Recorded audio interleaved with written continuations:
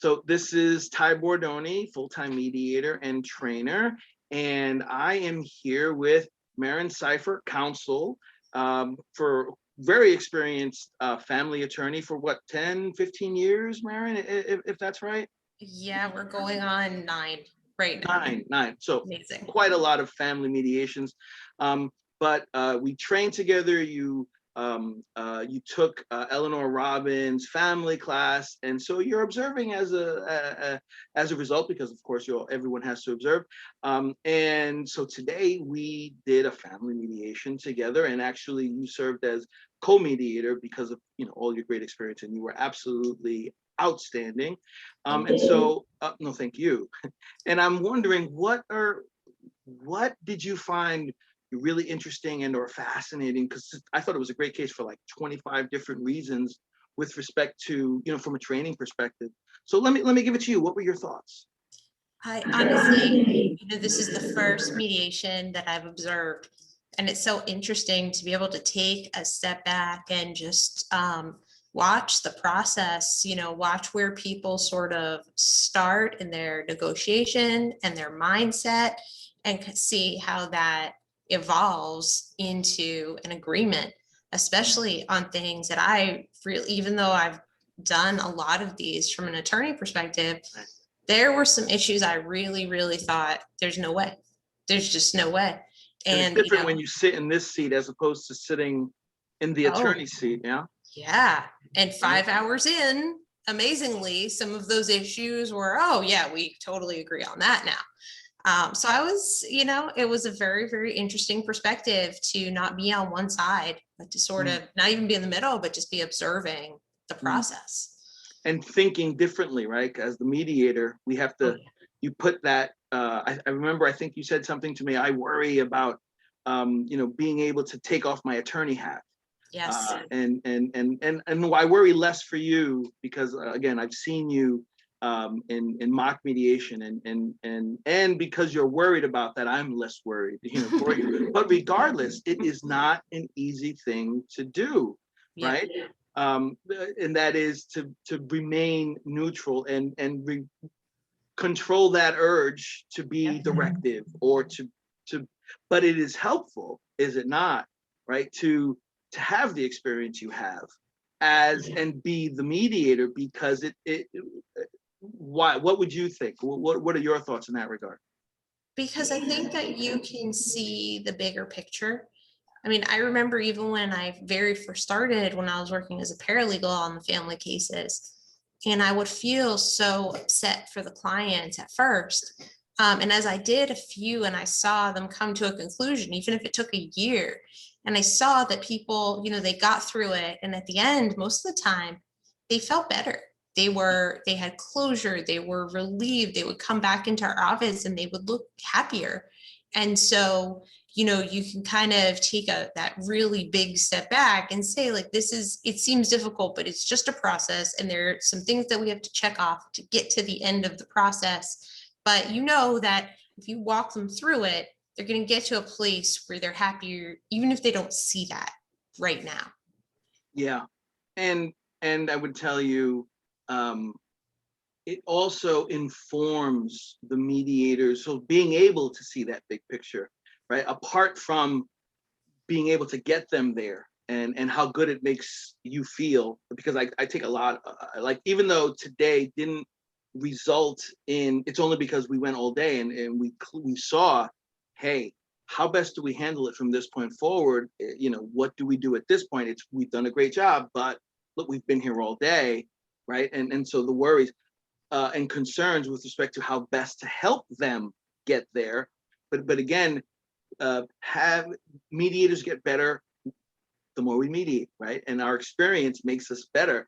And so, but coming to it as a very experienced attorney, and to your point, being able to see the big picture, right? It helps us to be able to ask a good question, to help them see the other party's perspective.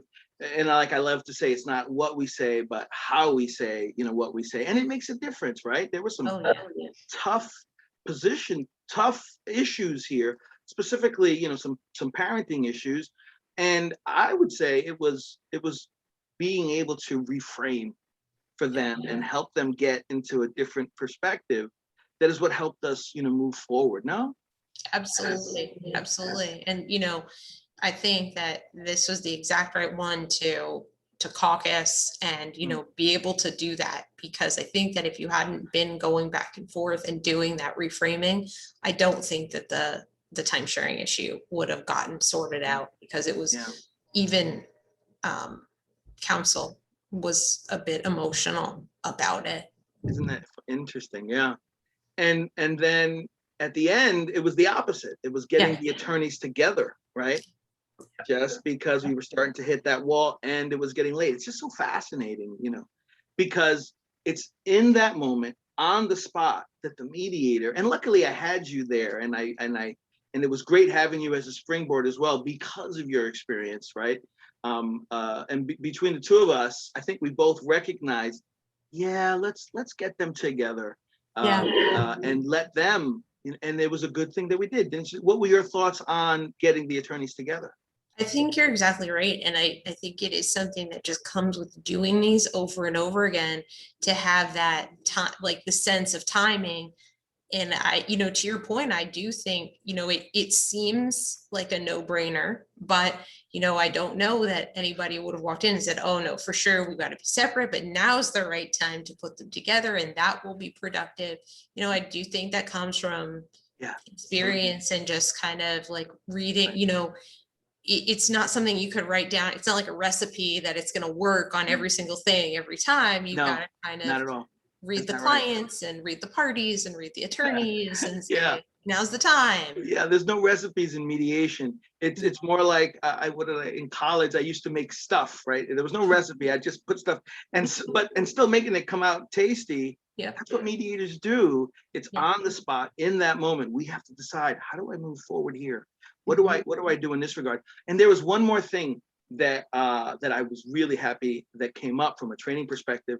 And at some point, right, there was an issue. I thought that mom was talking with the child via text, and I had to address the issue. Did you feel how uncomfortable I was? Absolutely.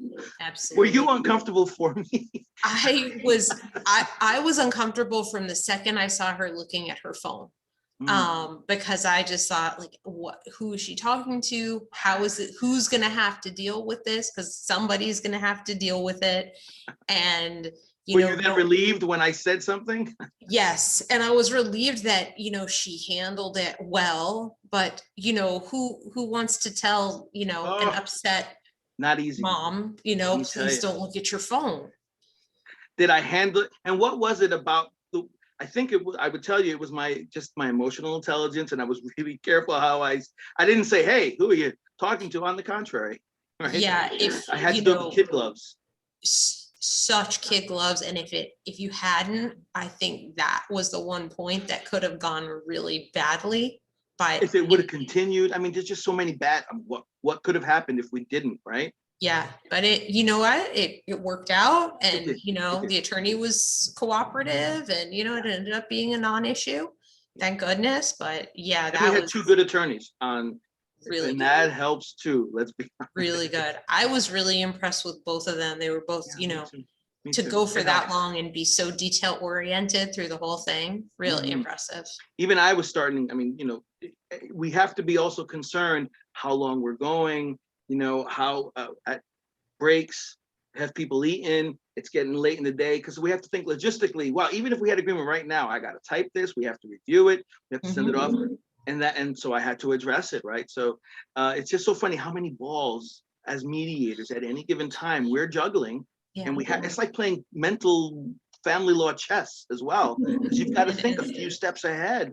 Anyway, I thought that was a great case for anyone to see, but even an experienced attorney like yourself, you could see, wow, it is different, isn't it, when you sit on this side and you're trying to handle everything. But it helps to have the experience you did, because I must say, in between, I like to go from breakout rooms to main session for a mediator to be able to say, hey, I'm joining so and so now, right, in case they're talking confidentially. and for the mediator to take a break, right? And take a breath if need be, because we're always on, right? And so anyway, you were also, you had great insight. I appreciate it. I thought this was a great case for anyone to observe. And so thank you for that. I look forward to working with you again. And, you know, for everybody who's watching, I guess the point here is, like you and I said, how do we get better? By mediating, right? And or observing as well is a great secondary way of still learning. So I hope everybody will take something away from this. And if you did, please like and share. And by the same token, go out, mediate, get better, make a difference in the world, because we both wore a little bit of an S today. And that makes me feel good, right? It's a great feeling. So Merin, thank you. It was a pleasure. And I'll work with you again soon. And stay well, everyone, and talk to you soon.